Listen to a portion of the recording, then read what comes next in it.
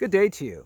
Let's take a moment to remind ourselves that media operate as a system, and that's why we use a tree to describe the metaphor for how a media system operates, because it has so many different parts. And because it's a media system, a living, breathing, organic system, it's subjected to outside influences. Outside influences that can shut down certain elements of the media. Other aspects of the outside influences can accelerate the media system and grow it in certain dimensions. This is an example of shutting a media system down.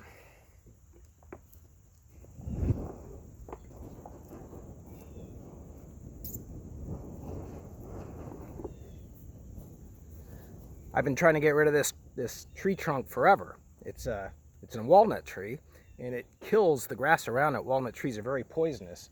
And so I'm doing a violation of my own ethics. I don't believe in burning fossil fuels, but this thing is destroying other parts of my lawn.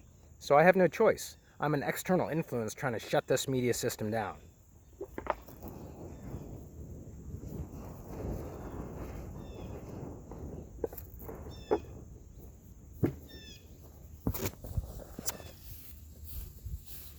So that opens up our subject for today.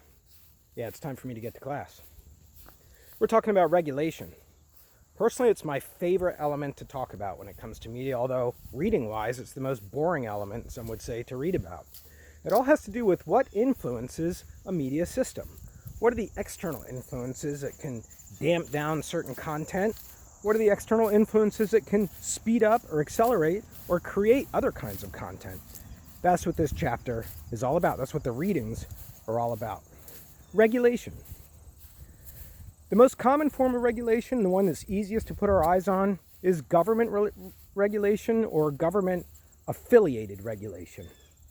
When I say affiliated, I mean there are entities within governments across the world that are not directly responsible to the government, which is to say the government doesn't have absolute and direct control over those entities, but the government itself has an influence on those entities, which can then influence the content. A good example of that is the FCC right here in the US, the Federal Communications Commission. Those people are appointed. There's 5 of them, and 3 of them, by law, have to be appointed from the majority party in the executive branch of the government, which is to say the White House. And today's FCC Commission is made up of 3 Republicans and 2 Democrats. The FCC, of course, regulates broadcasting in the US, including areas like obscenity. So that's something that you'll be taking a look at today, I assume, when you look at your country, when you're getting ready to make your media posts. Another area of regulation, another area of external influence on regulation, has to do with media organizations themselves. Yeah, those big media conglomerates that we talked about, they have a vested interest in controlling their own media system. That's one of the reasons, among others, that you won't find hardly any programming from Canada in our own system. Isn't that amazing? Canada, the second biggest country in the world. We hardly know anything about it through the media. I mean, you're lucky if you know the Prime Minister of Canada. I'm very fond of asking in my classes, hey, if there anybody out there who can name the Prime Minister of Canada, I'll give you an A in the class. And you'd be surprised how few people can do it.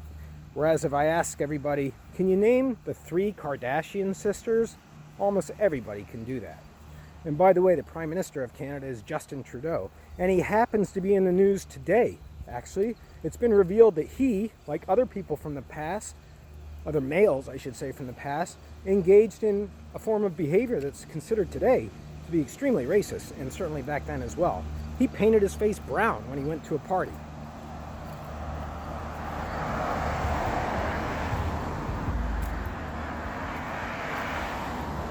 You can find that story on CNN, among other places, but that's about one of the few pieces of information about Canada that trickles into our media system. And that's because NBC, ABC, CBS, they don't have an interest in broadcasting Canadian programming. And there's a lot of Canadian programming. There's a lot of Canadian comedies, a lot of Canadian documentaries, a lot of Canadian music. I mean, Justin Bieber, yeah, Canadian. Lots of other singers. Shania Twain, Canadian. Yeah, Celine Dion, comeback tour, Canadian. Jim Carrey, the actor, Canadian. Yeah, so we have a lot of Canadian influences, but they tend to take on American identities when they come into this country because our media system is not really interested in bringing in Canadian media. We can make a lot more money, those media organizations, off of American-generated content. So that's the second outside influence that regulates our media system. Then we also have next citizen groups. Yeah, citizen groups have a lot of power. These are groups of people that band together because they have an interest in shaping media content. A good example of that is the Parents Television Council here in the US, or PTC, as they are known. And they're very interested in the corrupting potential influence of media on our youth. And they have a website, you can check it out, where you can go and make a complaint about television programming or radio programming. They deal mostly with broadcasting because of its alleged corrupting influence. One of the areas of content that they've been very upset with over the years, for example, is cosmetic surgery. The idea of making cosmetic surgery appear as if it's just a really routine elective that you can do to improve your body, rather than a destructive influence on our psyche, getting us to believe that we're not okay the way that we're born. Now, I'm not saying cosmetic surgery doesn't have its place. It certainly does for burn victims or crash victims or anybody who's been in an accident. But when it comes to having your nose fixed, having your thighs reduced, even having penile implants, as some Hollywood actors do, and then we're in another area. And so the Parents Television Council is against content that is going to be corrupting to the morals of our youth.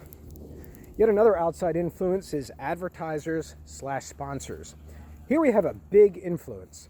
Many people think that in the United States, one of the reasons that we don't allow obscene programming, one of the reasons that you can't hear fuck on your average American television programming, although I have heard the word shit recently in some news reports, including when Beto O'Rourke, a candidate for president, was interviewed. One of the reasons that we don't have obscene so-called programming is not because the government is in there necessarily saying, oh, this is wrong, this is corrupting the morals.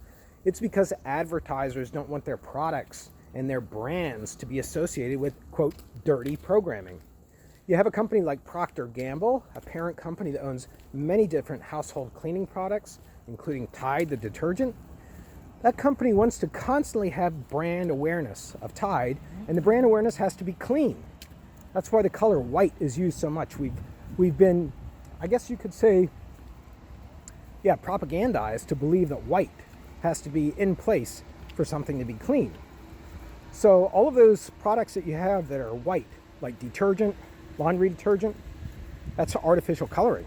Toilet paper, artificial coloring. There's no reason that it has to be white to be clean. So Procter & Gamble, along with other companies, other advertisers, they don't want their products to be associated with obscene programming because it lessens the brand image. So that's yet another area of influence on the media. And there are others as well. You could say religion, which is not talked about in my book, especially in certain areas of the country.